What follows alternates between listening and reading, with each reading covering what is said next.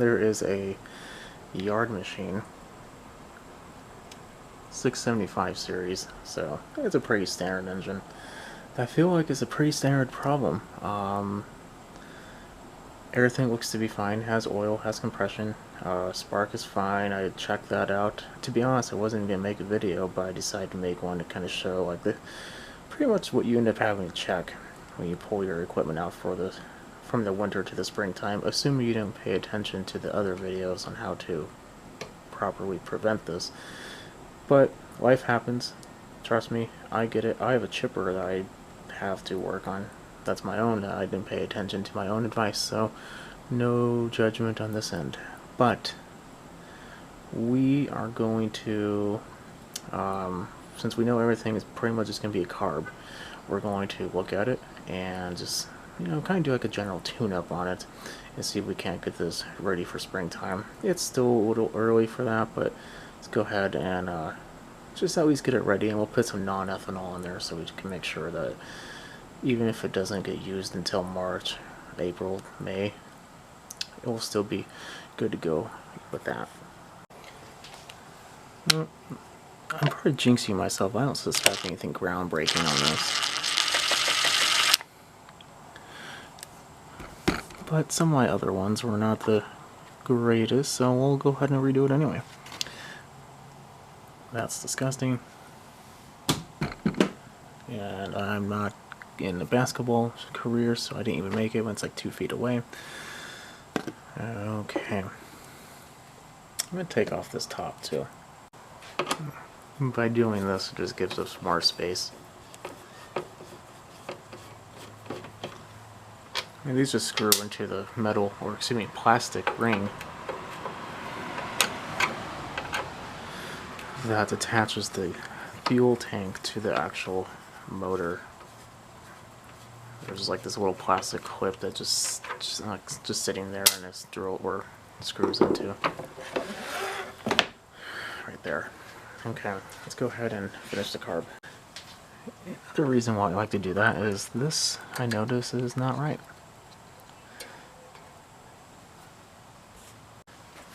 It's substantially overstretched. There we go. Hopefully, yeah, it's round. Boo. So this is the spring that kind of makes the choke. It isn't wanting to move. I don't know if it's I think it's the butterfly. Okay. Anyway, this spring puts the choke back into the position of actual choke. There's a little lever on the other side that turns it off when the engine turns on and starts heating up the exhaust. So at the very least, we're going to need one of these springs, which is kind of annoying, but I think I have some. Let's see if it is the choke itself that's holding it up.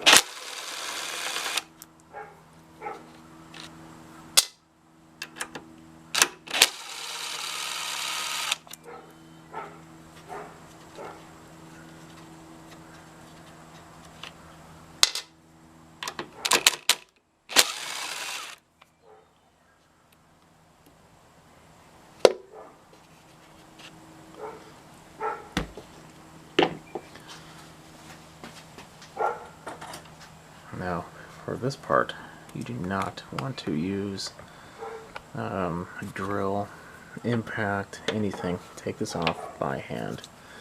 You will snap it off very easily. Right there.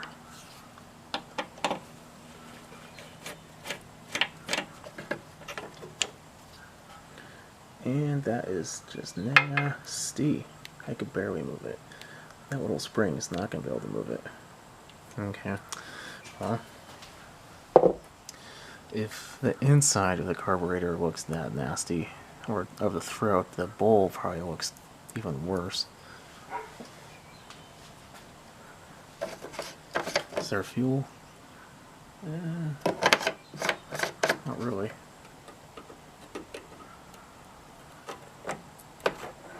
That tank, however, oh man.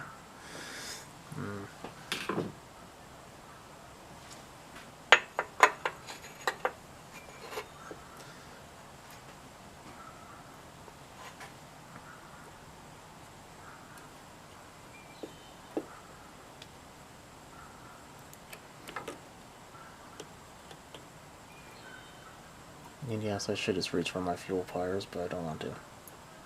God, get off there. There we go.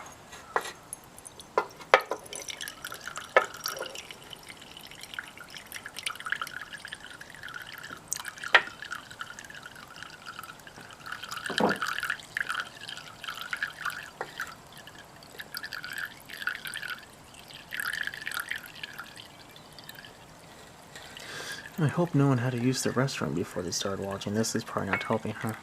Especially when you see that color.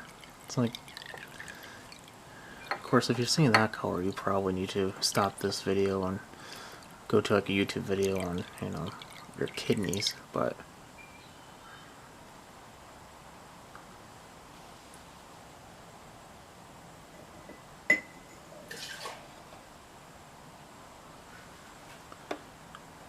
or you need to consider this brand new invention called water. It helps out a lot in this situation.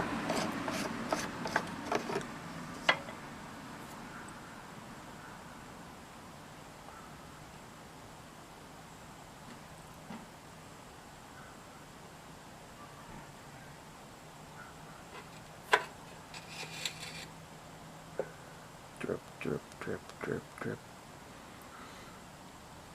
I think I'm just going to put a towel there and just kind of let it finish dripping.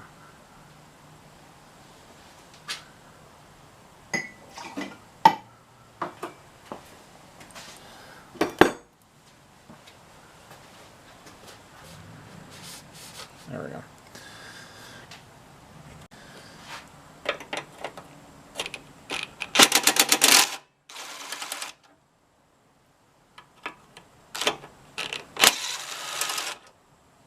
Perfect.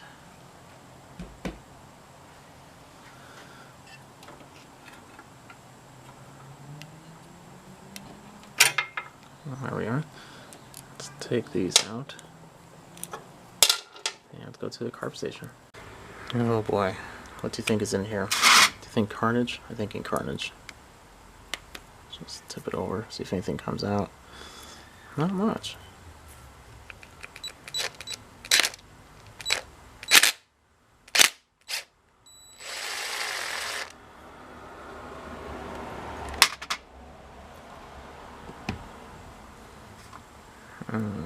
If this is an indication of what's to come, that's not good.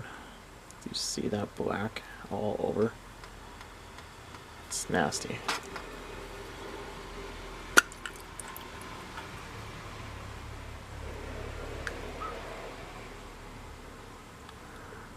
Well,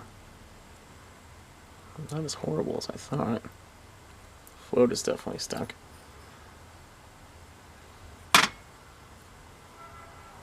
Or maybe the oops.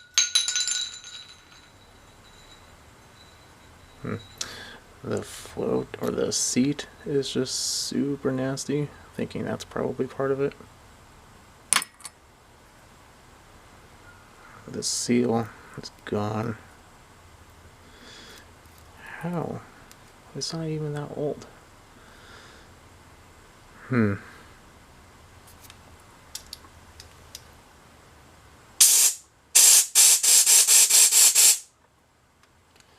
Sometimes you can get lucky if you blow air from there. It just pops that seat out.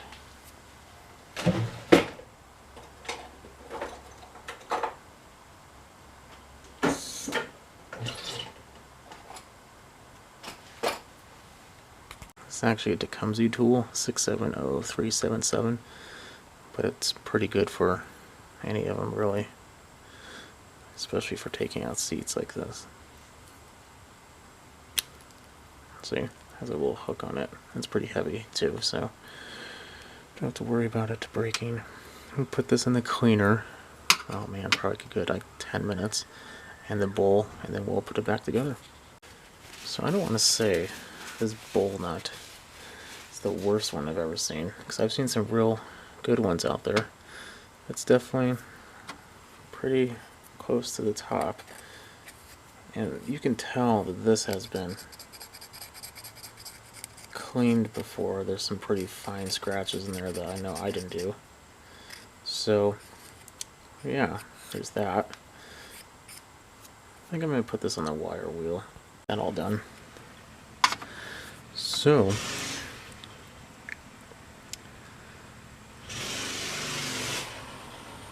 one second. Okay, now hopefully we're semi-quiet, and of course we're not. Okay, maybe now we can get lucky. Put the seat in there. You want the flat side facing up. You don't want the other side facing up.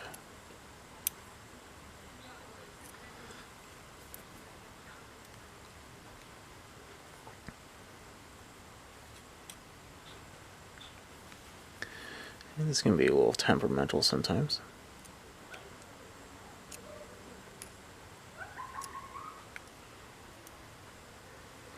Just press down real quick here.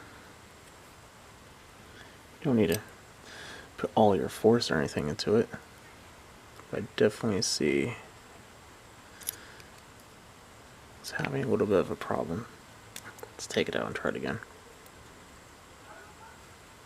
This is a new seat, by the way.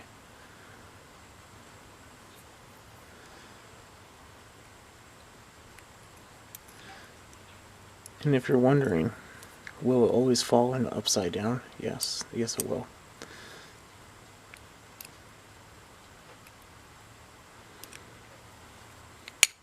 Okay.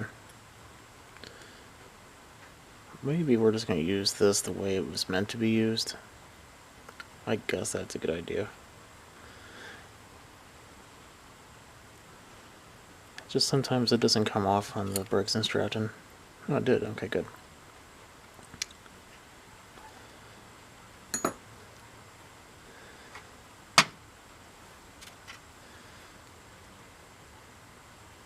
This actually came out pretty good. I took it on the wire wheel, cleaned the surface up real quick, and I don't know what this stuff is, but it's not wanting to come off, so I'm just going to say that it's probably okay.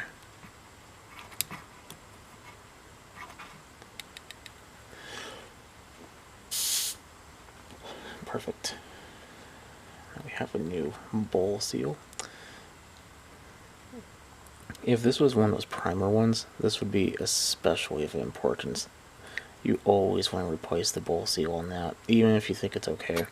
This one obviously is nasty, but even if you think it was okay, you still replace the bowl seal. That will make it so you do not build the pressure in the bowl, and you will not prime. And you will try your hardest. It just will not work.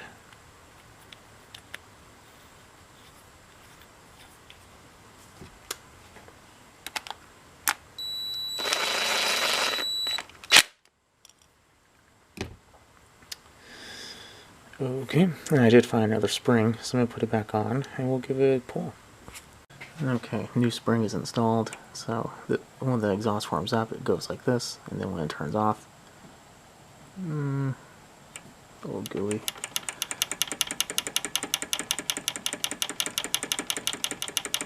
I think I'm going to work on that a little bit, but see the point? Oh, there it goes. Perfect.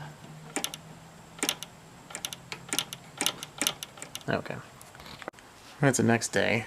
I had to take a break a little bit.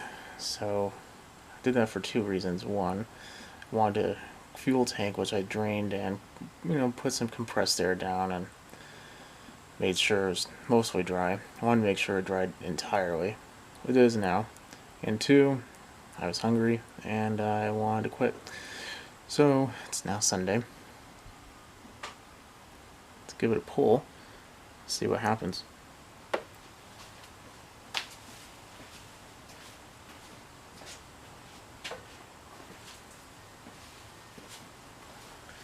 Actually, let's just see if it's leaking. I smell fuel.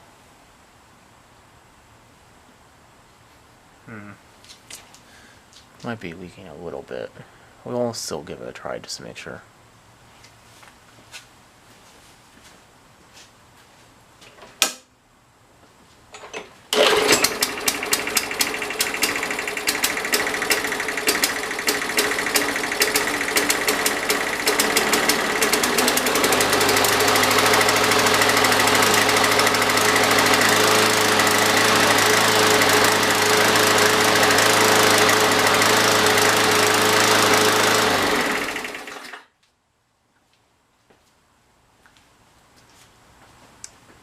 needs a little more work. Let's take that carb off again. So I have a sinking suspicion. Uh-oh. There we are. The problem we are having is that seat that I put in. I thought I had put in there pretty securely, but sometimes when you use that Tecumseh tool, it doesn't always go all the way in.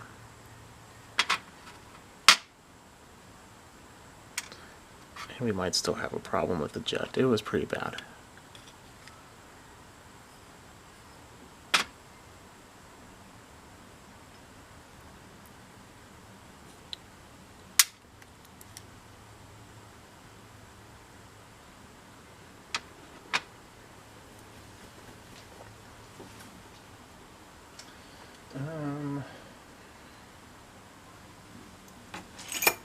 Let's see, is this too big? Yes, it is.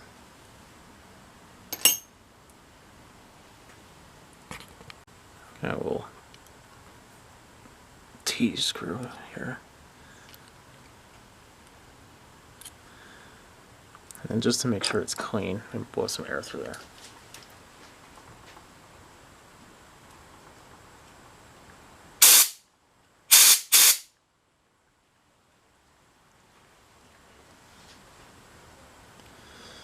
Okay.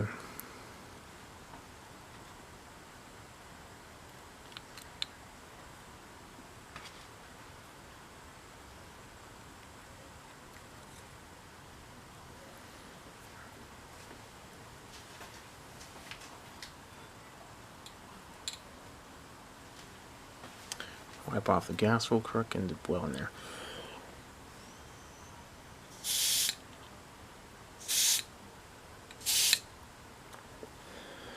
Seems to be pretty good now.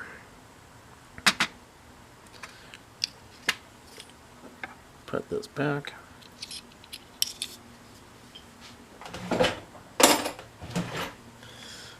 Now for the jet. I think I'm gonna use these micro drill bits and help us out with it a little bit more. As much as like a wire bristle from a brush is good, don't get me wrong, it's great.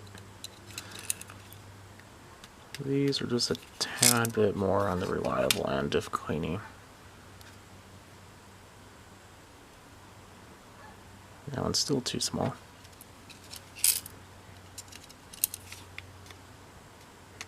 Let's just try that one.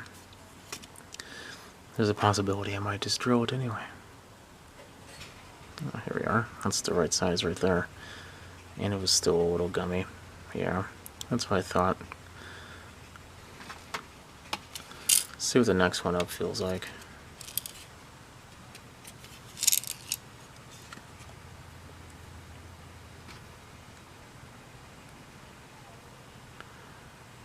So that one definitely has a lot of resistance. So let's use that one to kind of widen it.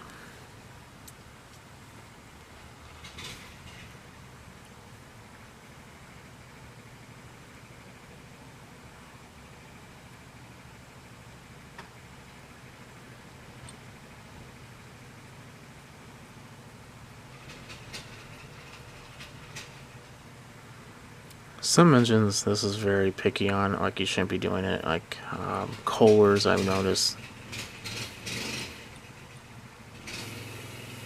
The brakes are pretty good.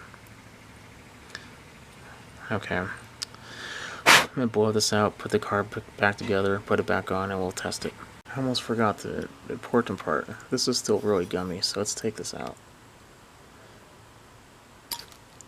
There we go. Yeah, definitely.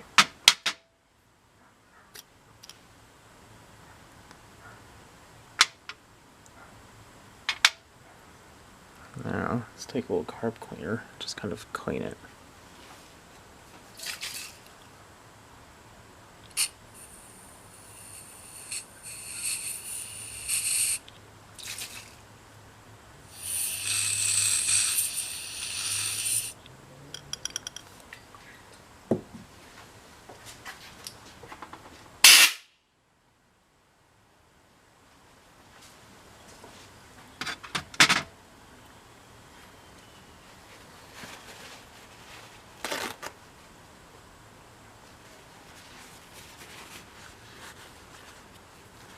Yeah.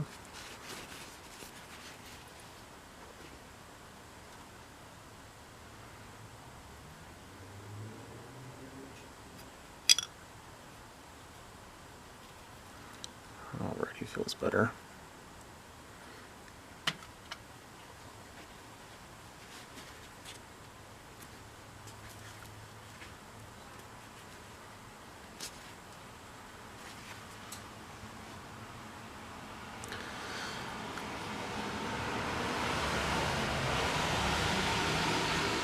So we want it like that.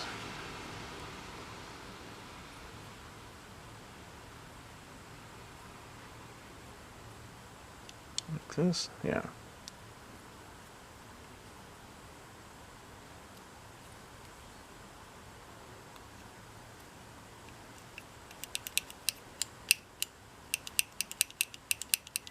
Okay, that's better. That's why I was chugging when it first turned on.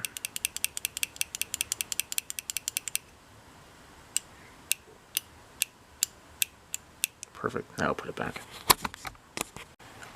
Okay, put it all back together. Now the choke should be fine. It probably will still chug 1 or 2 times. That's normal. It needs time to actually deactivate the choke. So that's completely acceptable. 12 like it was last time, that was not. Leaking is stopped, so that's good. Let's give it a pull.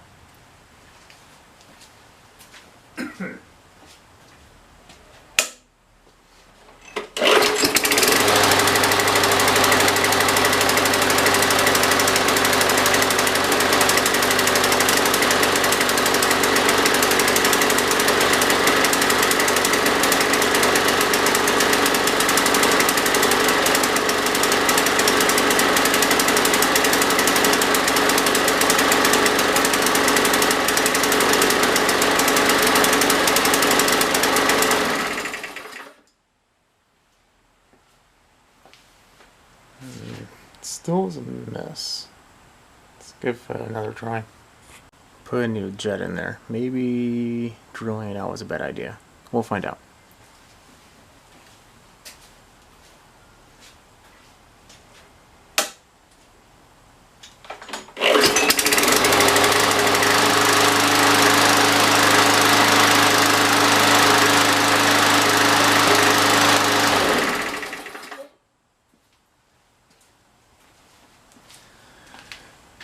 Yeah, that's definitely a lot better. Should be good to go now. I'm just going to change the oil on it. Would have run outside a little bit, put the new oil in there, sharpen the blade, you know, normal stuff. And that should be it. So if you pull out your machine from the fall to the winter time and it's doing the same thing, this is probably going to help you out. Don't drill it out, just clean it very thoroughly and it should be set.